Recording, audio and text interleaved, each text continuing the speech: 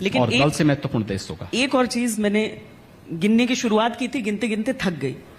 वो ये था कि लखनऊ या उत्तर प्रदेश में आपके पोस्टर तो हैं ही, दिल्ली में आपके पोस्टर्स बहुत सारे दिखे। लगा कि सीएम योगी कहीं 2022 के बाद पीएम योगी के तौर पर न दिखे।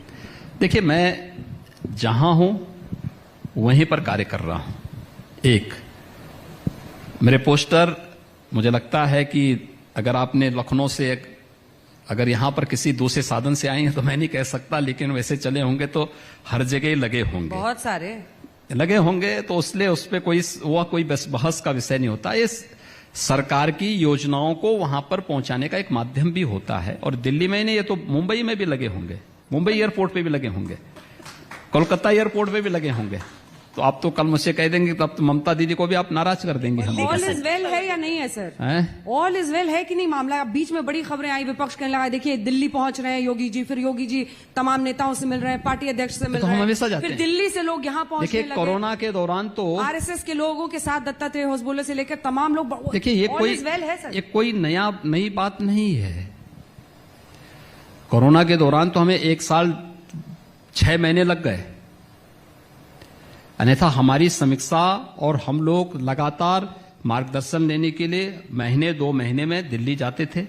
मैं स्वयं भी जाता था। मुख्यमंत्री समिट होती थी, उसमें भी हम लोग जाते थे।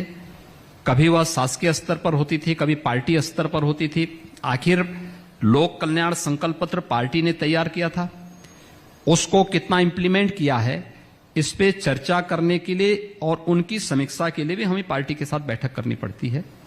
कभी राष्ट्रीय नेतृत्व के साथ, कभी प्रदेश नेतृत्व के साथ, कभी भारत सरकार के साथ, अलग अलग स्टेजेस पे हमें करनी पड़ती है। तो उसमें कोई नया थोड़ा है। अब देखिए, जिनके पास कोई कार्य नहीं है, जो बेरोजगार हो चुके हैं, हमारी सरकार आने के कारण राजनीति से जो पीछे धक्का देकर के बाहर कर दिया गया, तो कुछ तो बोलेंगे।